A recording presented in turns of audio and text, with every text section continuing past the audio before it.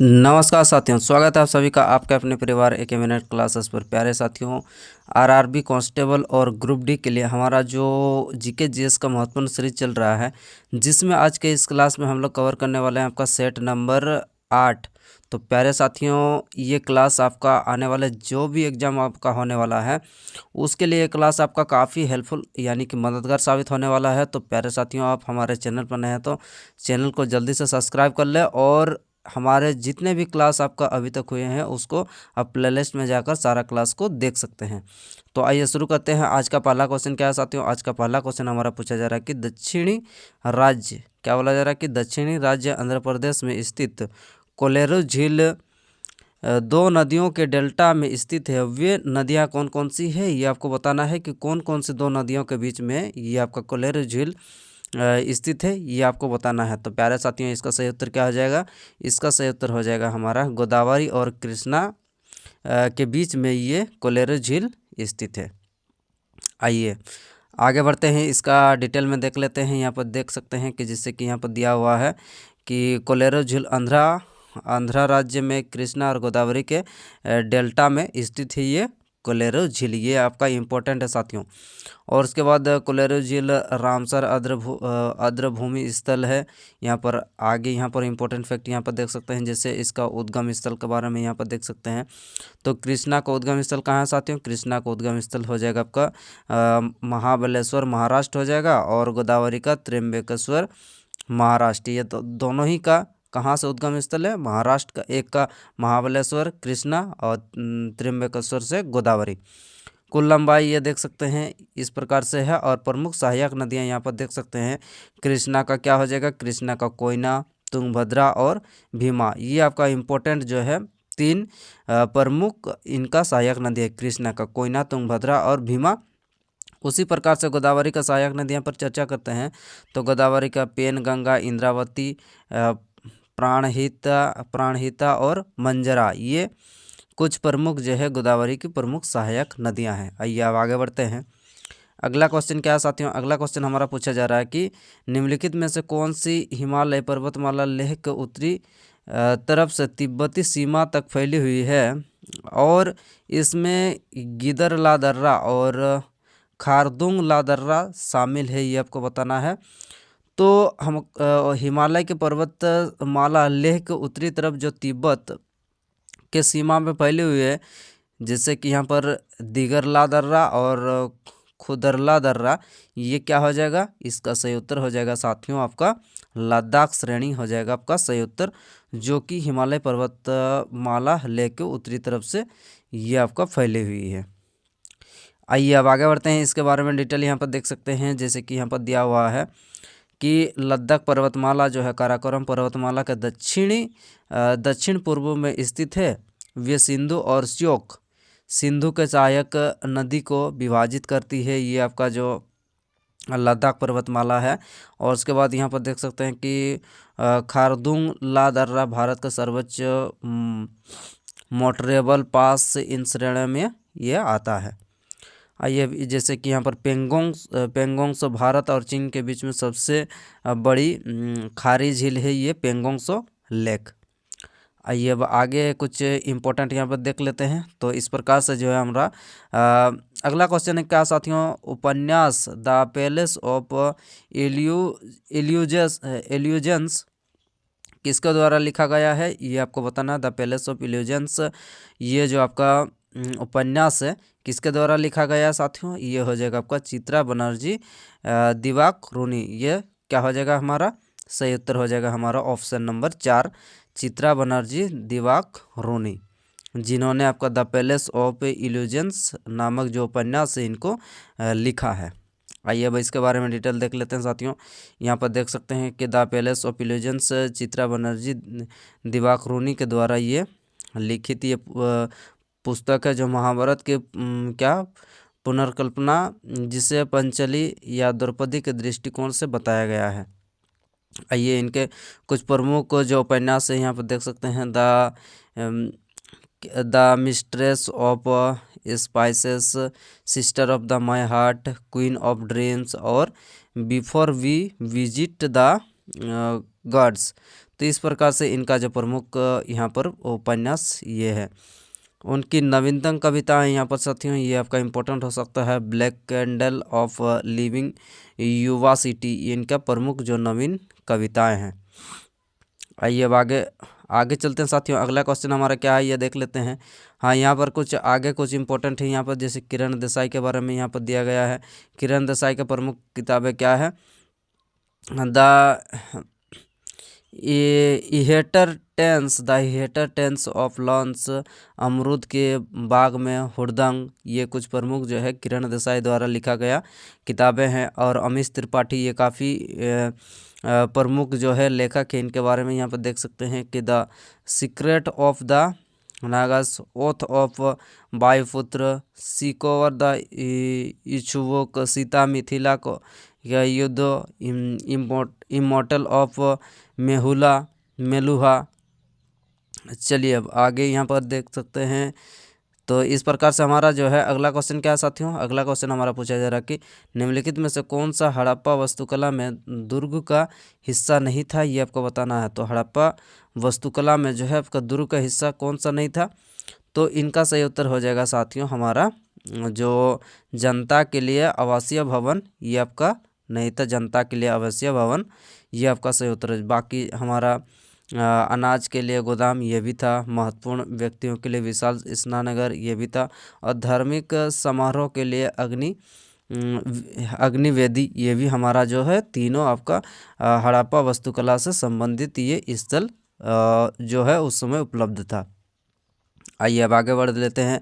यहाँ पर देख सकते हैं कि इनके बारे में आपका डिटेल यहाँ पर दिया गया है। मोहनजोदड़ो यह बहुत एक क्या है, बहुत ही विशेष जलाशय जिसमें पुरातत्वविद विशाल स्नानघर कहा जाता है। तो आइए अब आगे बढ़ते हैं। अगला क्वेश्चन हमारा क्या है साथियों? अगला क्वेश्चन हमारा पूछा जा रहा है कि स्थिर पूंजी की खपत को किस रूप में व्यक्त किया जाता है, ये आपको बताना है। तो स्थिर पूंजी की जो खपत होता है उसको किस रूप में व्यक्त किया जाता है साथियों? उसको मूल्यह्रास के रूप में व्यक्त किया जाता है आपका स्थिर पूंजी की खपत को। आइए अब आगे बढ़ते हैं। आगे हमारा यहाँ पर कुछ डिटेल यहाँ पर देख सकते हैं कि स्थिर पूंजी मूल्यह्रास किसे कहते हैं। स्थिर पूंजी की खपत को मूल्यह्रास के रूप में जाना जाता है।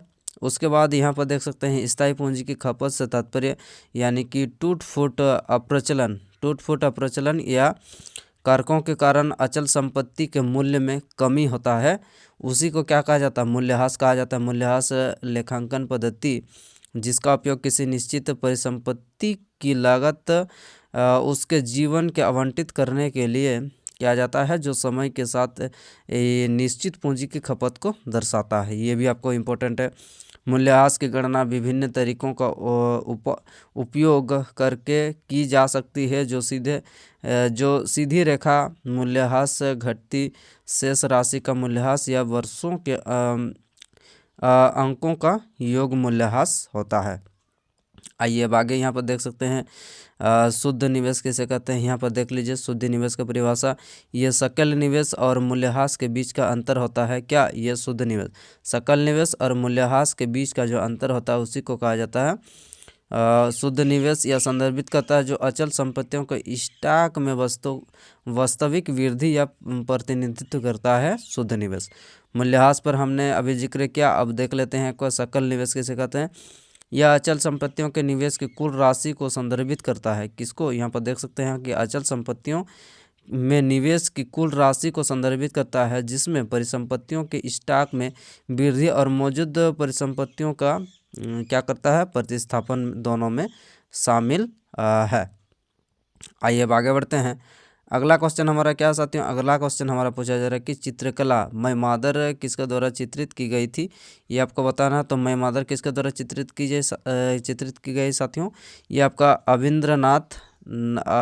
अविंद्रनाथ टैगोर के द्वारा ये जो है मैं मादर ये चित्रित की गई थी।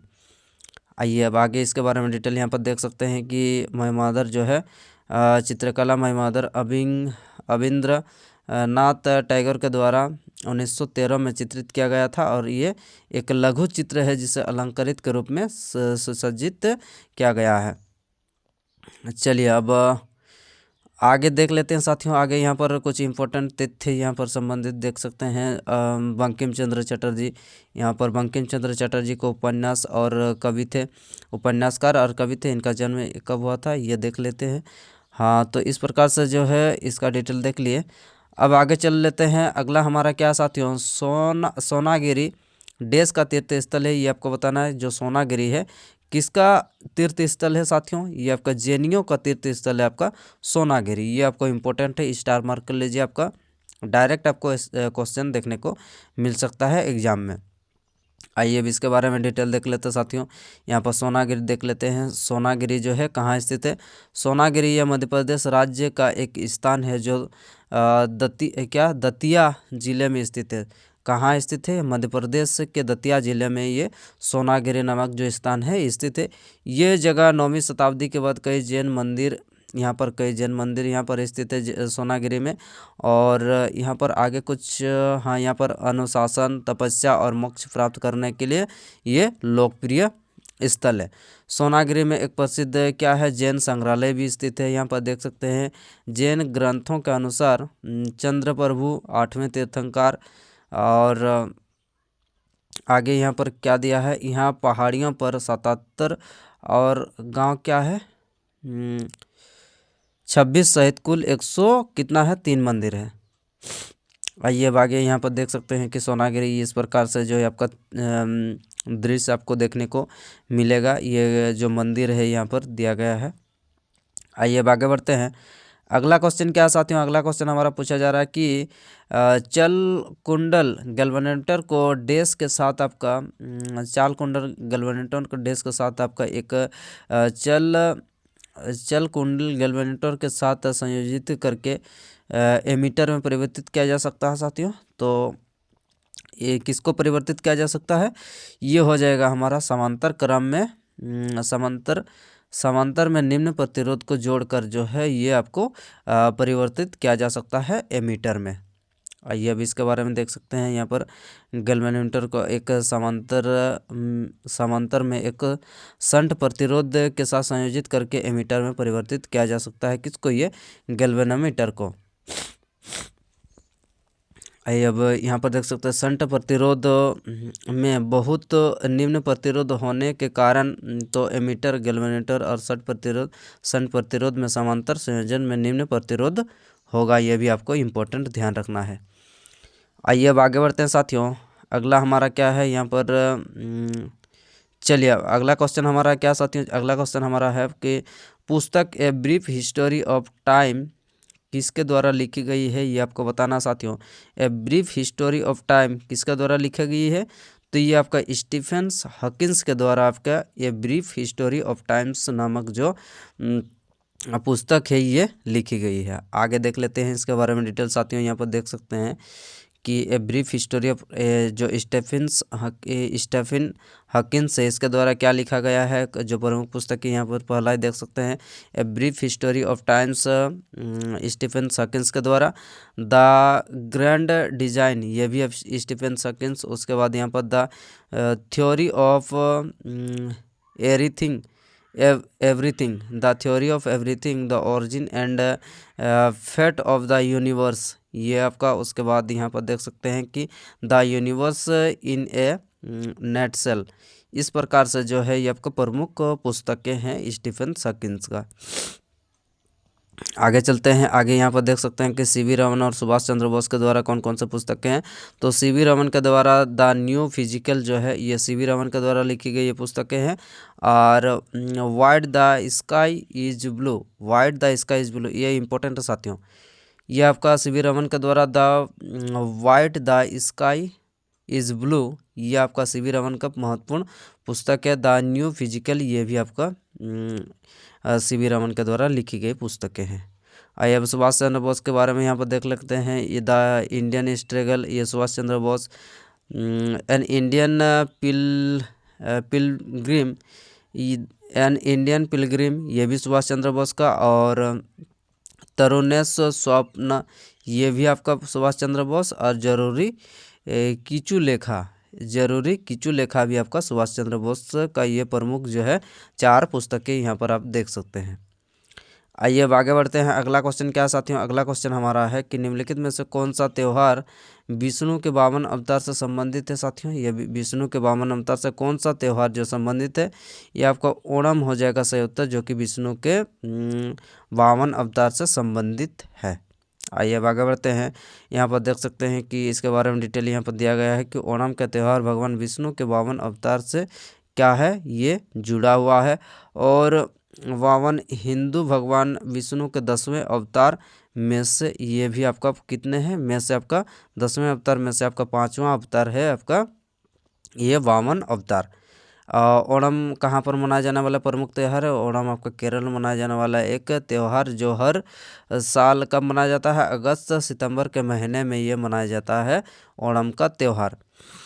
यहाँ पर देख सकते हैं कि ऋग्वेद में विष्णु के 3 कदम उठाए, जिसके साथ उन्होंने 3 लोग जैसे पृथ्वी स्वर्ग और उनके बीच के स्थान को क्या है आपका मापा। 52 की छवियों में आमतौर पर ये कुछ प्रमुख जो लाइन है इसको भी आप देख लीजिए। चलिए आगे चलते हैं। आगे यहाँ पर देख सकते हैं कि कुंभ मेला कहाँ कहाँ पर लगता है। कुंभ मेला लगता है आपका प्रयागराज उत्तर प्रदेश, नासिक महाराष्ट्र, उज्जैन मध्य प्रदेश और हरिद्वार ये भी आपका कहाँ है, ये भी आपको कमेंट बॉक्स में बताना है। तो प्रयागराज हो गया, नासिक महाराष्ट्र हो गया, उज्जैन हो जाएगा मध्य प्रदेश और हरिद्वार ये आपको कमेंट बॉक्स में बताना। बिहू कहाँ है, बिहू हो जाएगा आपका असम में मनाया जाने वाला त्यौहार है। और उसके बाद जन्माष्टमी पूरे भारतवर्ष में ये मनाया जाता है त्यौहार। आइए अब आगे बढ़ते हैं साथियों। अगला क्वेश्चन हमारा क्या है साथियों, देख सकते हैं पंजाब में निम्नलिखित में से कौन सा त्यौहार खालसा पंथ के गठन की स्मृति में जो है मनाया जाता है। तो खालसा पंथ की स्मृति में जो है आपका कौन सा त्यौहार मनाया जाता है, तो ये आपका मनाया जाता है साथियों, ये आपका वैसाखी मनाया जाता है। पंजाब में खालसा पंथ के गठन की स्मृति में मनाया जाने वाला प्रमुख जो त्यौहार है ये वैसाखी हो जाएगा। आइए अब इसके बारे में यहाँ पर देख सकते हैं। वैसाखी का त्यौहार पंजाब, हरियाणा और चंडीगढ़ में उत्साह के साथ मनाया जाने वाला ये प्रमुख जो है त्यौहार है। और सिखों के लिए वसंत ऋतु में फसल की कटाई के लिए ये प्रमुख जो त्यौहार है ये आपका वैसाखी मनाया जाता है। और यहाँ पर देख सकते हैं वैसाखी 1699 में गुरु गोविंद सिंह द्वारा खालसा पंथ के गठन की याद में ये मनाया जाता है, ये खालसा जो है वैसाखी। आइए अब यहाँ पर देख सकते हैं कि लोहड़ी, यहाँ पर देख सकते हैं जो लोहड़ी है, लोहड़ी में आपका कहाँ पर मनाया जाता है, लोहड़ी भी आपका पंजाब में मनाया जाता है। लोहड़ी माघ के माह में मनाया जाने वाला यह त्यौहार है। और पंजाब के अलावा यहाँ पर फसल उत्सव नई शुरुआत का ये प्रतीक भी ये देख सकते हैं। और ये प्रत्येक वर्ष 13 जनवरी को बहुत ही उत्साह और जोश के साथ यह मनाया जाने वाला प्रमुख लोहड़ी जो त्यौहार है पंजाब क्षेत्र में मनाया जाता है। यह मुख्य रूप से क्या है, पंजाबियों का क्या है फसल उत्सव है। यह त्यौहार रबी फसलों की कटाई को दर्शाता है साथियों, ठीक है। आगे देख लेते हैं साथियों। आगे हमारा क्या है, होला मोहल्ला।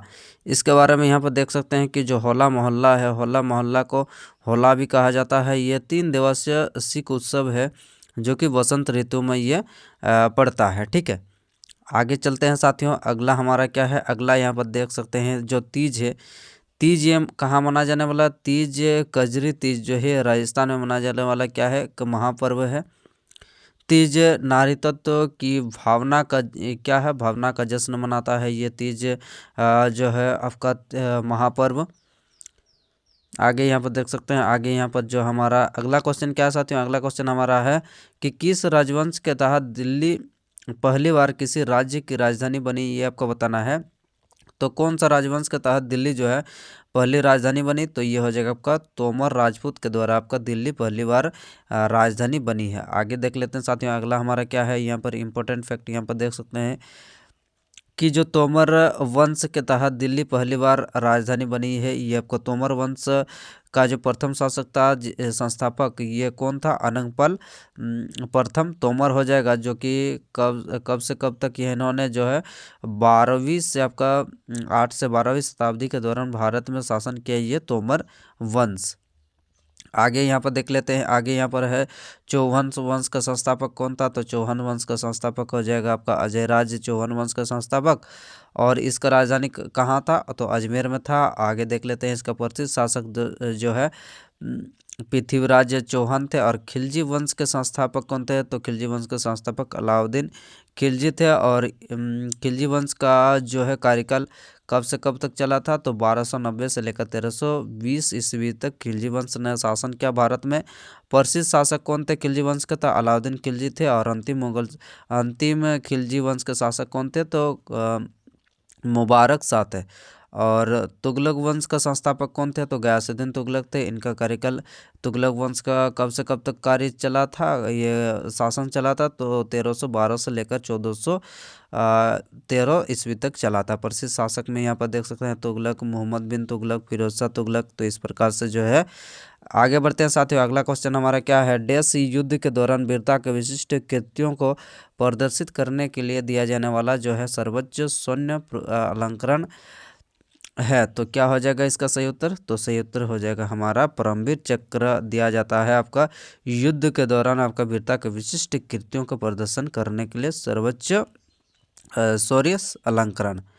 आइए अब इसके बारे में यहाँ पर साथियों डिटेल देख लेते हैं। इसके बारे में डिटेल यहाँ पर दिया गया है, जैसे परमवीर चक्र यहाँ पर देख सकते हैं कि जो यह प्रसिद्ध युद्ध के दौरान वीरता का विशिष्ट कृतियों प्रदर्शन के लिए दिया जाने वाला सर्वोच्च सैन्य अलंकरण है। इसका शुरुआत जो है 26 जनवरी 1950 को पेश किया गया था। और यहाँ पर सबसे पहले मेजर सोमनाथ शर्मा को परमवीर चक्र प्राप्त करने वाले प्रथम व्यक्ति थे। और यहाँ पर महावीर चक्र के बारे में यहाँ पर देख सकते हैं कि परमवीर चक्र के बाद दूसरा सबसे बड़ा सैन्य अलंकरण पुरस्कार है। आइए यहाँ पर देख सकते हैं शौर्य पुरस्कार का शुरुआत यहाँ पर कब से किया गया था, तो शौर्य पुरस्कार का 1952 में स्थापित किया गया था। शौर्य चक्र वीरता का पुरस्कार है जो शत्रु के सम्मुख असाधारण वीरता के लिए दिया जाने वाला शौर्य चक्र है। आइए अब आगे बढ़ते हैं। अगला क्वेश्चन क्या है साथियों, अगला क्वेश्चन हमारा है कि विश्व का पहला ओम आकार का मंदिर किस राज्य में बनाया जा रहा है, तो ओम आकार का मंदिर जो है ये राजस्थान राज्य में बनाया जा रहा है आपका ओम आकार का मंदिर। आइए अब आगे बढ़ते हैं। अगला क्वेश्चन अगला हमारा क्या है, यहाँ पर देख सकते हैं कि जो ओम आकार का मंदिर है ये राजस्थान में बनाया जा रहा है। कौन सा जिला में, जाड़न पाँव गाँव में स्थित है। आइए अब आगे बढ़ते हैं। अगला हमारा क्या साथियों, अगला क्वेश्चन हमारा है कि भारत के उत्तरी मैदान अधिकतर देश से बने हैं। तो भारत को जो उत्तरी मैदान है उत्तरी मैदान किससे बने हैं, तो ये उत्तरी मैदान आपका जलोढ़ मृदा से बने हैं साथियों, भारत का उत्तरी मैदान। आइए अब इसके बारे में यहाँ पर डिटेल यहाँ पर देख सकते हैं कि सबसे महत्वपूर्ण विशेषताएं इस प्रकार से है। यह नदभर आपका निक्षेपण से बनी क्योंकि अपने उत्तरी निचले मार्ग की ओर बढ़ती है, यानी कि ऊपर से नीचे की ओर बढ़ती है, हल्की और छिद्र युक्त होती है, इसीलिए आसानी से ये जुताई भी होती है। कौन सा, ये जो जलोढ़ मृदा है ये एक उपजाऊ मृदा है क्योंकि खनिजों जैसे विशेष रूप से पोटास और चूने की सर्वाधिक मात्रा में यहाँ पर उपस्थित होती है, जिस वजह से आपका रबी और खरीफ फसलों की एक विशाल विविधता वृद्धि को क्या करता है, आपका उपयुक्त तो होती है। जलोढ़ मृदा का रंग किस प्रकार का होता है, तो जलोढ़ मृदा का रंग आपका हल्के घूसर से राख और घूसर रंग तक भी होती है जलोढ़ मृदा का आपका रंग, ये भी आपको ध्यान रखना है। आगे बढ़ते हैं, लेटराइट मृदा पर चर्चा करते हैं साथियों। तो लेटराइट मृदा जो है आपका लेटराइट मृदा का निर्माण उच्च तापमान और भारी वर्षा की परिस्थिति में बार बार गीली और सूखी की अवधि के दौरान ये निर्माण होता है, ये आपका लेटराइट मृदा। और लेटराइट मृदा यहाँ पर लाल से पीले रंग की होती है, जिसके कारण यहाँ पर नाइट्राइट, फास्फोरस, पोटेशियम, चूना, मैग्नीशियम की मात्रा में कमी होती है, जिसमें आपका अधिकतर मात्रा में क्या पाया जाता है, 90 से 100% यहाँ पर लोहा, एल्युमिनियम, टाइटेनियम और मैग्नीज ऑक्साइड जैसे जो यहाँ पर धात्विक जो पदार्थ है ये आपको जो उपस्थित है यहाँ पर देख सकते हैं। उचित सिंचाई उर्वरक उपयोग के लिए यहाँ पर देख सकते हैं कि चाय, कॉफ़ी, रबर, सिनकोना, नारियल आदि फसलों में उगाई जाती है ये लेटराइट मृदा में। आइए अब यहाँ पर जैसे शुष्क मृदा किसे कहते हैं, नमी के कारण आपका ठोस मृदा शुष्क हो जाती है। और यहाँ पर शुष्क मृदा में देख सकते हैं जो दानेदार मृदा भी होती है। ये काली मृदा पर बात करते हैं तो काली मृदा ये स्थानीय रूप से रेगुर मृदा भी कहा जाता है। और यहाँ पर देख सकते हैं काली मृदा का विशेषता क्या होती है। ये काली मृदा कैल्शियम, पोटेशियम और मैग्नीशियम से भरपूर होती है, लेकिन इसमें नाइट्रोजन की कमी होती है इस काली मृदा में।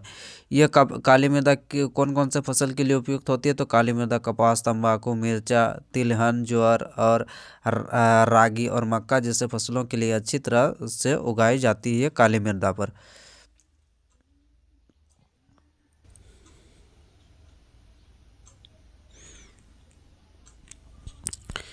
आइए अब आगे बढ़ते हैं साथियों। अगला क्वेश्चन हमारा क्या है साथियों, अगला क्वेश्चन हमारा पूछा जा रहा है कि गोदावरी नदी की ये एक सहायक नदी है। ये आपको बताना है गोदावरी की एक सहायक नदी कौन सी है इनमें से। तो इनमें से गोदावरी की सहायक नदियां हैं जो है आपका इंद्रावती हो जाएगा गोदावरी की सहायक नदियां। आइए अब इसके बारे में डिटेल देख लेते हैं साथियों। गोदावरी नदी जो है आपका, गोदावरी नदी प्रायद्वीपीय भारत की सबसे बड़ी नदी प्रणाली है, ये भी आपको देख सकते हैं। उसके बाद यहाँ पर गोदावरी नदी जो है आपका बेसिन मध्य प्रदेश, कर्नाटक और पांडिचेरी के छोटे हिस्सों के अलावा आपका महाराष्ट्र, आंध्रा और छत्तीसगढ़ और उड़ीसा राज्यों तक भी फैली है। किसका, ये गोदावरी नदी का ये बेसिन। गोदावरी नदी के अन्य नाम यहाँ पर देख सकते हैं कि बृहद गंगा, दक्षिणी गंगा और गोदावरी नदी बंगाल की खाड़ी में जाकर ये मिलती है। और इसका उद्गम स्थल यहाँ पर कहाँ है, त्र्यंबकेश्वर के ब्रह्मगिरी से ये निकलती है। और इनके प्रमुख जो नदियाँ, सहायक नदियाँ यहाँ पर देख सकते हैं कि पेनगंगा यहाँ पर प्रमुख हो जाएगा, वर्धा हो जाएगा और वेनगंगा हो जाएगा, प्राणहित। और उसके बाद यहाँ पर इंद्रावती और मानेर, ये प्रमुख जो है इनकी सहायक नदियां हैं। इसको भी आपको ध्यान रखना है। यहाँ पर देख सकते हैं कि सबसे लंबी सहायक नदियां पर मंजीरा हो जाएगा और सबसे बड़ी सहायक नदी इसका प्राणहिता, ये आपको ध्यान रखना है। आइए अब आगे बढ़ते हैं। अगला क्वेश्चन क्या है साथियों, अगला क्वेश्चन हमारा है यहाँ पर देख सकते हैं क्या, अगला हमारा है चंबल नदी पर जो है कुछ प्रमुख फैक्ट यहाँ पर। चंबल नदी का उद्गम स्थल कहाँ है, मध्य प्रदेश के इंदौर के पास से यह निकलती है। और यहाँ पर राष्ट्रीय चंबल घड़ियाल वन्यजीव अभयारण्य दुर्लभ गंगा नदी डल्फिन के लिए ये प्रसिद्ध है। ये कौन, ये राष्ट्रीय चंबल घड़ियाल वन्यजीव अभयारण्य। आइए अब यहाँ पर वानस नदी पर चर्चा करते हैं साथियों। तो वानस नदी जो है ये राजस्थान के कहाँ, आपका राजसमंद में कुंभलगढ़ के पास से यह अरावली रेंज की खमनोर पहाड़ियों से निकलती है। ये भी आपको ध्यान रखना है, कहाँ, राजस्थान के राजसमंद के कुंभलगढ़ के पास से। इन्हें वन की आशा भी कहा जाता है, किससे, ये वानस नदी को वन की आशा के रूप में भी जाना जाता है। और राजस्थान में वानस के नाम से भी एक और नदी भी है। अब बानस नदी पूरी तरह से राजस्थान में बहती है साथियों, ये भी आपको ध्यान रखना है। और राजस्थान के जैसे अजमेर, भीलवाड़, ये भी आपको, चलिए ये उतना ज़्यादा इम्पोर्टेंट नहीं है। आगे चलते हैं साथियों। अगला क्वेश्चन हमारा क्या है, देश के लोग तापमान के अधिकतम सीमा और मौसम की विविधता के विषय में संभवतः अवगत है। तो क्या हो जाएगा, कहाँ पर सब अधिकतम तापमान और आपका मौसम विविधता पर सबसे ज़्यादा आपको कौन सा एरिया में आपको देखने को मिलता है, तो ये हो जाएगा आपका मुंबई हो जाएगा आपका सही उत्तर, जहाँ पर आपको अधिकतम तापमान मतलब हाई टेम्परेचर भी आपको देखने को मिलता है और आपका मौसम का विविधता भी आपको सबसे ज़्यादा ये मुंबई में देखने को मिलता है साथियों। आगे यहाँ पर देख सकते हैं कि जो इम्पोर्टेंट फैक्ट है यहाँ पर, सबसे लंबे समुद्र तट के साथ आपका बड़े तटीय क्षेत्रों के मध्य क्या जलवायु होती है। और अंदरूनी इलाकों के क्षेत्र में समुद्र के तरफ मध्यम प्रभाव से बहुत कम प्रभावित होती है। यहाँ पर जो यह कारण है कि मुंबई और कोंकण के समुद्र तट के लोग तापमान के अधिकतम सीमा और मौसम की विविधता के विषय में संभवतः अवगत है, ये मुंबई क्षेत्र। आइए अब इसके बारे में यहाँ पर देख सकते हैं कि मुंबई का राजधानी कहाँ है, तो सॉरी महाराष्ट्र का राजधानी कहाँ है, तो ये आपका मुंबई में है। और यहाँ पर जो है देख सकते हैं कि लोकसभा सीट का संख्या कितना है, 48 है। और राज्यसभा का सीट का संख्या आपका टोटल 19 है।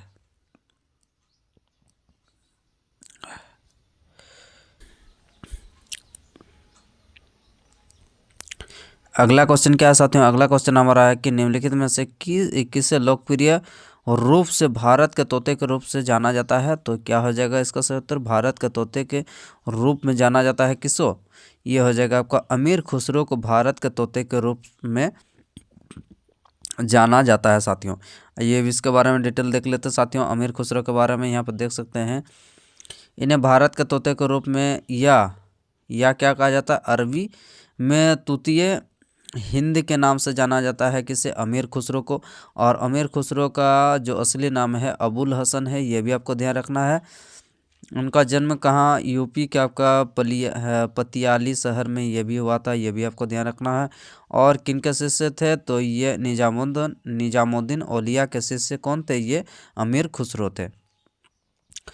खुसरो कभी कभी भारत की आवाज़ उर्दू के साहित्य के जनक के रूप में आपका जाना जाता है, और कव्वाली के जनक के रूप में भी इसे जाना जाता है।